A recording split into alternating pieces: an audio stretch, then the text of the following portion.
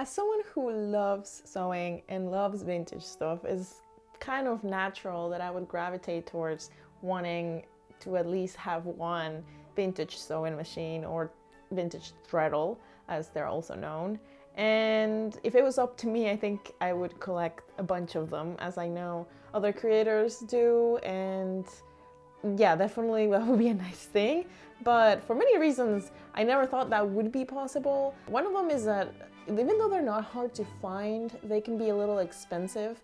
The ranges of how much these old machines cost go from free to hundreds of dollars. It really depends on the state of the machine and who has it and how much they want to get rid of it. And of course, living in an apartment means I don't really have the space to collect much of anything, especially not machines that take up space and are pretty big. At some point, a relative actually wanted to give me a threadle with like everything, including the desk. It was in a very bad state. It had been in a shed, and I didn't know where I would put it, especially with the whole, furniture thing with it. So I said no and declined and was kind of sad about it. But not long after that, I actually ran into a machine that I said yes to. Said yes to the machine. So come sit with me, grab some tea, and I'll tell you the story of how I acquired this vintage Singer machine and a little bit of restoring that I've been trying to do with it. I think this was not last summer, but maybe the summer before that. It's been over a year for sure. I've been procrastinating making this video and taking care of this machine. I don't know why. I guess I was just both excited and scared. And he made me feel excited, well, excited and scared. This machine sat under my desk in a grocery bag for a long time, which probably only made it even dirtier, and that wasn't a great choice. But I finally took it upon my idea of I'm going to make this the thing that I actually do this year and that I actually fix. So how I came upon it,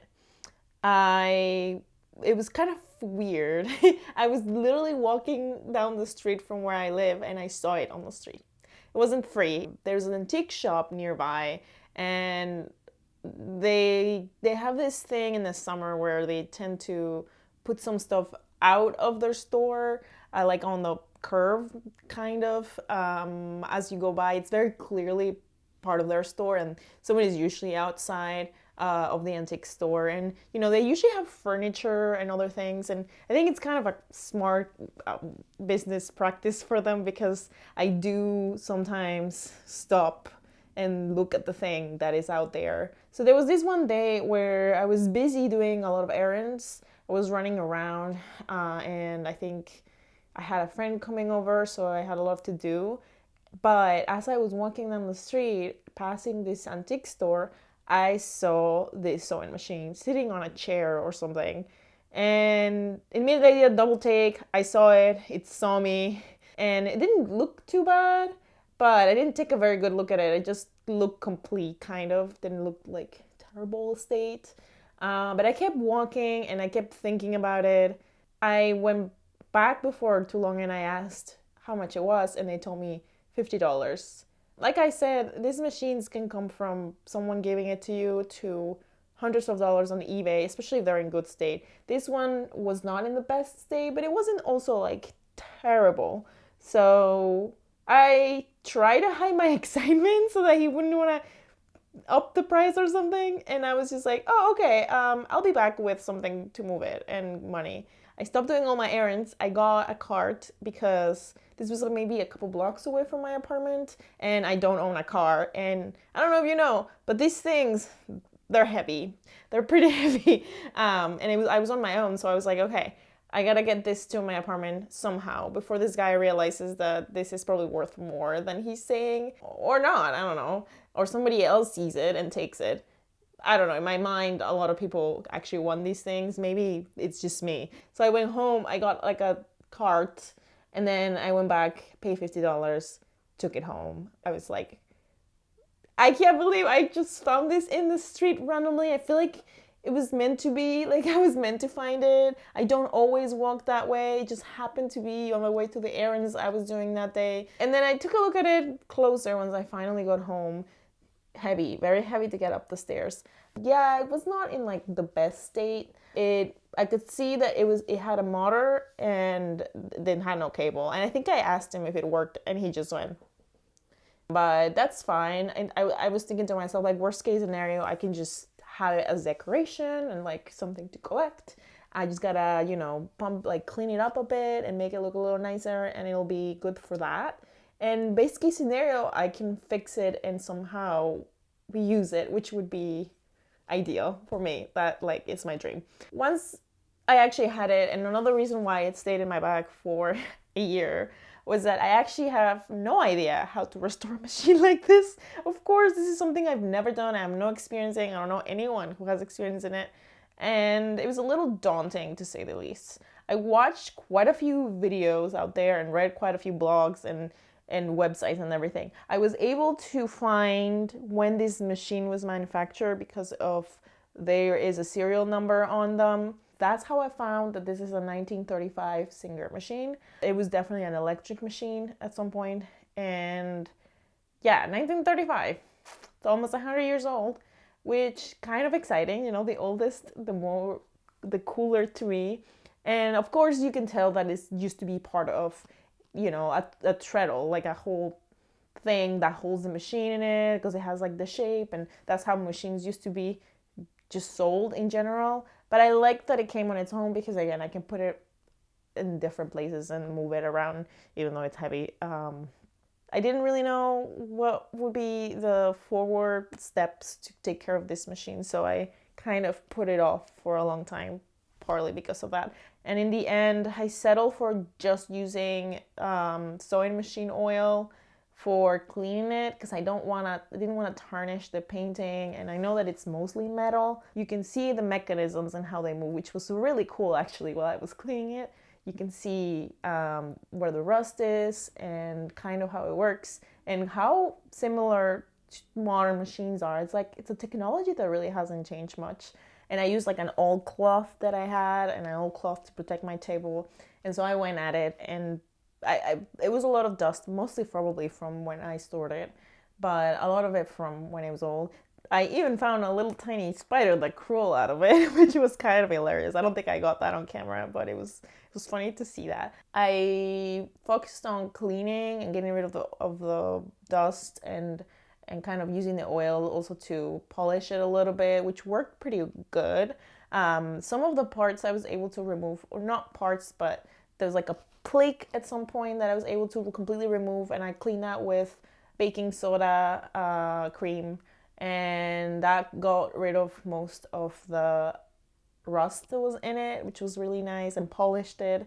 I removed a few parts here and there like that to clean them separately, and I think I could have removed more, but I got a little tired, so I might have to give it another go for some parts that are more rusted, and that I think if I remove and put in something to remove the rust, it might do a better job. So that might be like a job for later. I still try to oil them and did get some rust generally. I also replaced a needle, which I was amazed that I can use a modern needle and they work just fine. And it's like the same idea as a modern machine. I was able to remove the foot and I cleaned that separately. I looked under it and saw all the mechanisms and cleaned those. When I first tried to turn the wheel, it was kind of sticky, which was expected, honestly, and because of all the rust and how dirty and old it is. So after I cleaned most of the mechanisms on the bottom and I oiled them, the wheel was turning much better. So I think it's in good shape for that. Then the bad news though is that I don't think I can use the motor for this. I didn't open the motor, I didn't look into it. I have no knowledge of electronics, so I was kind of afraid of that. I did notice that somebody cut the cord that went to the machine. I don't know if that can be replaced or not. I don't know if I thought it would be just a matter of buying a new cord, but there is something attached to it that's cut off.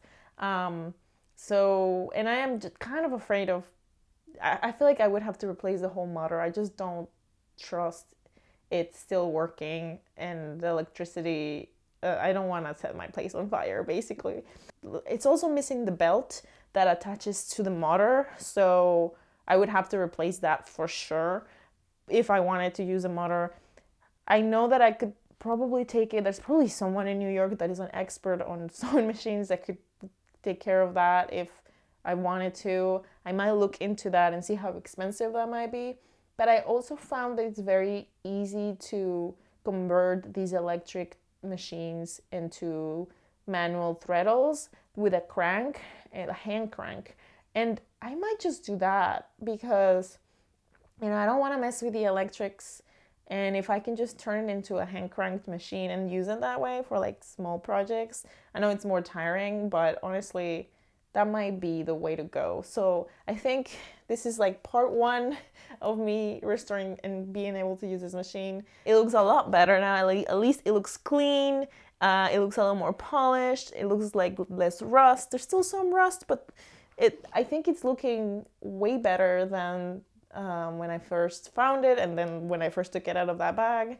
At least for now, I'm gonna leave it as is, and I'm gonna look and the next steps, I guess, are looking into how I can turn this into a cranked treadle and maybe make a project with it. I'm really excited about that. I just love having antique sewing things in my studio, and even if it just ends up being like a piece of something of history that I own and that it just is here and looks nice, that's good enough for me. But I like this as a little challenge to figure out how to sew with it. And I think after I was able to oil it, I felt more confident that I think it might actually be possible.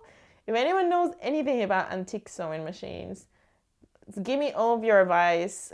Tell me everything I did wrong. I was very careful with the machine, and I even though I hadn't been taking care of it, I will now, and I'm kind of proud of how it turned out. And the process was very interesting and kind of therapeutic. Like I said, I think it might need another pass at some point just to take more of the raw stuff. And this time I didn't feel like grabbing a screwdriver and unscrewing things. I just screw things that I could with my hand, but maybe it needs another pass where I actually unscrew more things and put everything in something to remove the rust. I don't know. And that might help even more. And giving it another oil pass too. Just keep oiling it until it's usable, and maybe converting it, and that's the plan for the future. As for a project, once I actually can use it to sew, I think it would make sense that I make something from the 30s. I guess you can make anything from that period onwards, and that would be historically accurate. But I might actually go older than that, even if it's not historically accurate. I don't care. To me, this is like the closest I'll get to sewing with the type of machines that they had at the time. So I think except for the electric bar, especially if I turn it into a cranked machine, then it's more, closer to what it would have been.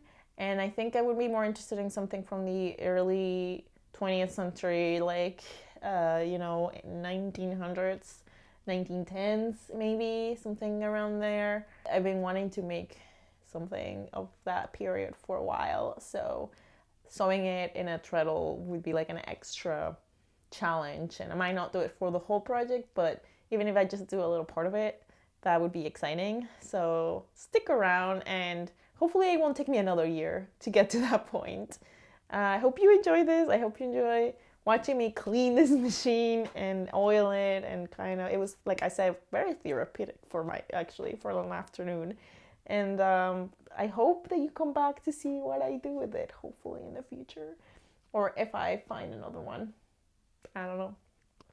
I don't think I can fit another one in here, but we'll see.